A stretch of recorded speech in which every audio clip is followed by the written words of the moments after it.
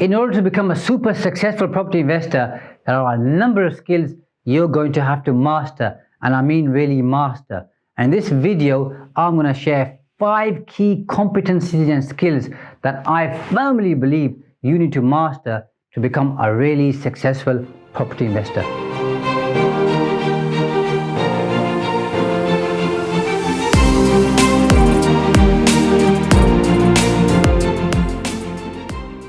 As a property investor, there's quite a few skills that you need to master. And when I say master, I really do mean master, as in know it inside out, know it while you're sleeping, know it like the back of your hand. The bad news is when you start off, you're not going to be really good at these skills. But as you become more experienced and as you gain expertise and as you become more knowledgeable with practice, you're going to get really, really good at this stuff. And you're going to know it at a very subconscious and an unconscious level, just like you do right now in terms of if you're walking, if you're driving a car, if you're riding a bike, you just do it without thinking about it. And that's how good you're going to be at this stuff. And when you get that good, that's when you're going to do some really good deals. Now, to make it really easy for you, and I hope I have made it really easy for you, I've got an acronym which I'm going to share with you on 5 skills that I think you need to master and get really good at, and this is going to help you become a really good deal maker and, more importantly, become a very proficient property investor. And to make it convenient for you, I've made it so that it fits in with the world of property.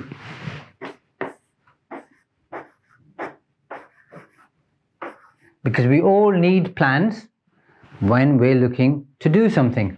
And of course, if you're in property, you'll also get involved in planning. So plans fits in with planning. So I'm trying to make it as simple as I can for you, and I hope you'll recognize and appreciate that. So the P in plans stands for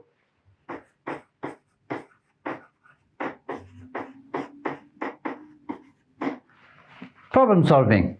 So everything that we do, we solve problems.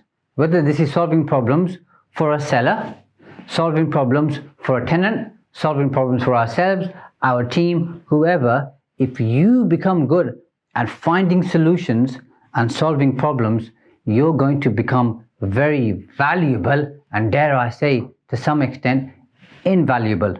So whenever you see something, try and figure out very quickly, where's the problem here? What are the possible solutions? What's the best solution? And of course, at the start, you're not going to know these things, so you're going to have to figure them out. And this is why I advocate, and you'll see in other videos, of having a coach, having a mentor, being part of mastermind groups, having a good network of people around you who are experienced, who can guide you, because you're not going to be able to see and spot everything at the start.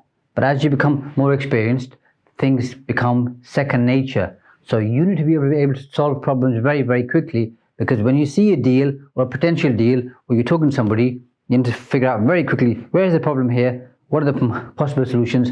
And which solution works best? And problem solvers are worth a lot in terms of their expertise and their knowledge. So you need to work on mastering this skill. The second one is you've got to be logical. And in very simple terms, and the best way I can explain this to you is you've got to take the emotion out of doing deals. All too often, I come across people who buy a property, whether it's a single let, or whether it's a commercial conversion or anything else in between, and they regret buying it because they spent too much money on it. And when I ask the question, why? And they say, I fell in love with the property. I was emotionally attached. I became passionate that I wanted this property. And then I say, well, but you're not going to live in it. You bought this property to rent out. You're assuming the people who are renting it out have the same aspirations or want the same type of property that you do, and that probably isn't the case, because we're all different.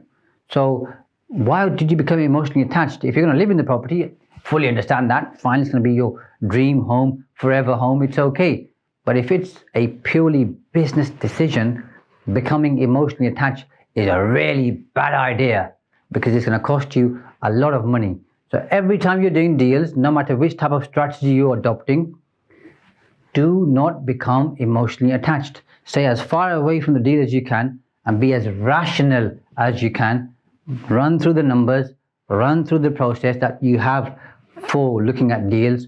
If it works, fine. If it doesn't, move on. I think a big problem people have in business generally, it doesn't just apply to property investors, but it does affect property investors, is when we see a deal, we think this is the best deal since sliced bread. I've got to do this. If I miss this, I'm never going to get one of those deals again.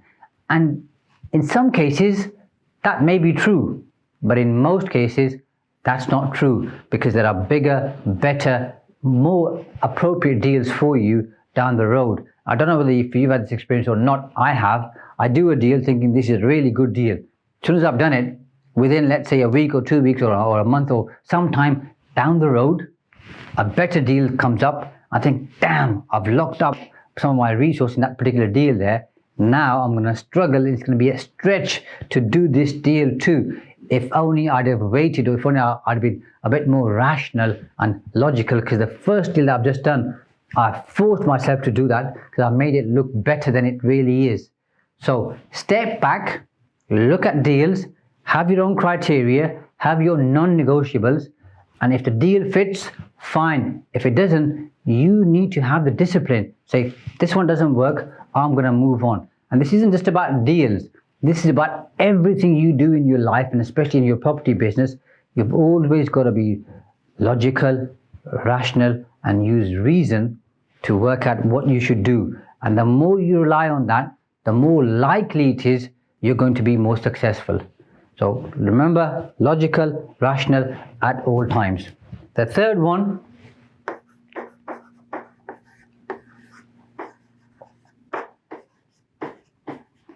is you're going to have to be able to arrange the deal. So this is look at the deal and think, how best can I make this work? Is it an option agreement? Is it a conditional contract? Is it a delayed completion? What's my business structure? How am I actually going to negotiate the deal? And negotiation means you talk to the seller or their agent and come up with something which works for both of you. And a good barrister friend of mine taught me a long time ago that a good negotiation is where both parties, buyer and seller, walk away being less than happy. Because if either one party is happy, that means the other one didn't really get that much of a deal. If both are slightly unhappy, that means it was a pretty decent deal for both of them. So when you're negotiating, again, use being logical, rational, solve problems, but make sure you negotiate, obviously, a position that works for you. But sometimes I find people tend to get, let's say, a little bit greedy, and they end up losing the deal because they don't see the wood for the trees.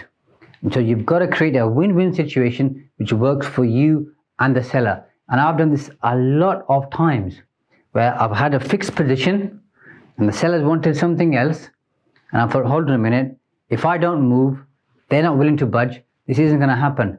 So I just make a list of all the things that I really want, all the things that they really want, and work out what we can negotiate. Sometimes meet in between, sometimes I'll drop something and ask them to drop something and reach a compromise where the deal works.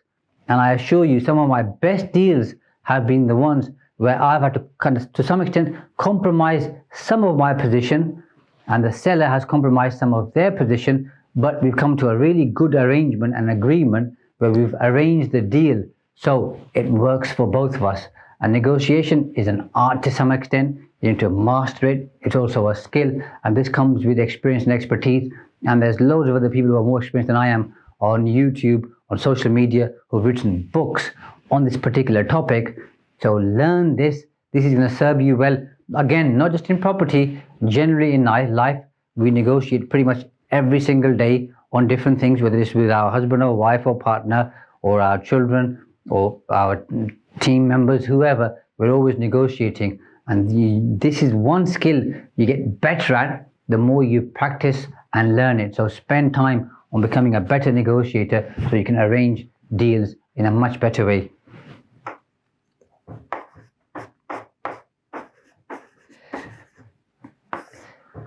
N is for network. This is a big one because, as one of my friends says, your network is your net worth.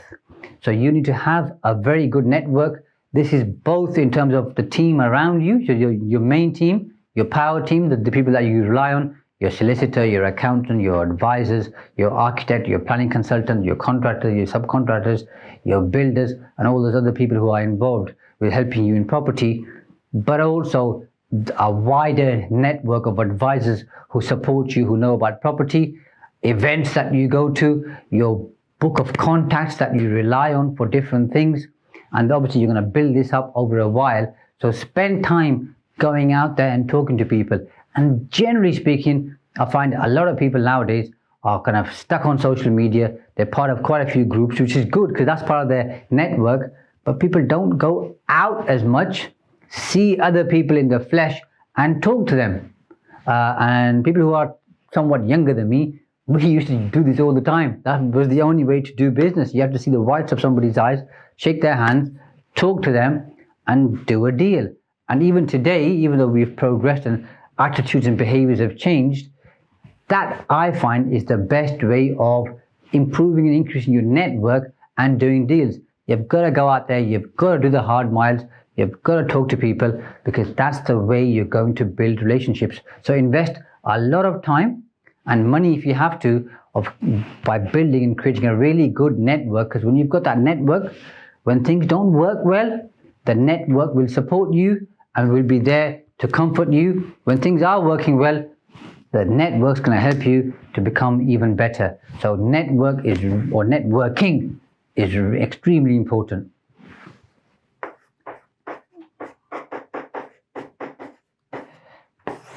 And this is my favorite by far, because being an accountant, I think scrutinizing is extremely important.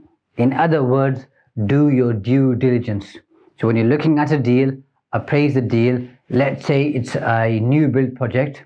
Work out the costs, work out the GDV, work out the margins, the return on capital employed. If you're going to keep the properties, work out the yield to make sure it works for you. Above and beyond that, do all your other research. If you have a solicitor, which you will do obviously for property transactions, they'll do some of the DD for you in terms of the searches, in terms of making sure you get a clean title. But above and beyond that, depending on what you're buying, you'll have to do more DD. So let's say you're buying the shares in a company and the company owns property, well, there'll be some financial DD, there'll be some warranties, you're looking at a company's house, looking at what's been going on. All of that research needs to be done either by you, your team, or your advisors. And DD is extremely important, because people get caught out sometimes because either they're saying, I don't want to spend any money paying other people to do the DD, so they cut corners, end up doing the deal, find out they haven't bought what they thought they were buying, and now it's going to cost them a lot of money because they've pretty much got a dud deal. So you want to totally avoid that. So either become good at doing this yourself or have other people around you who can do this, and scrutinize to the nth degree as much as you can, because research and DD to some extent, I don't believe can be overdone. The more you research, the more you're going to be able to know exactly where the deal is, and if it works for you or not. And I'm not talking about paralysis through analysis, but I am talking about doing enough work so you feel confident and comfortable that you are buying what you think you're buying. And this is especially true when you're looking at commercial conversions, when you're looking at new build projects, because they can be very costly, both in terms of time and money. If you get it wrong, they go wrong badly, which means it's going to scar you for life. So whatever you do, make sure you have a good plan. Use the PLANS acronym and think about and make sure you become good at problem solving. You're logical and rational in terms of how you behave, how you do things, that you have the ability to arrange the deal so it works for you and the seller. You create a good, strong network, and you always scrutinize and do your DD, so you always get the deal that you want and the way that you want it.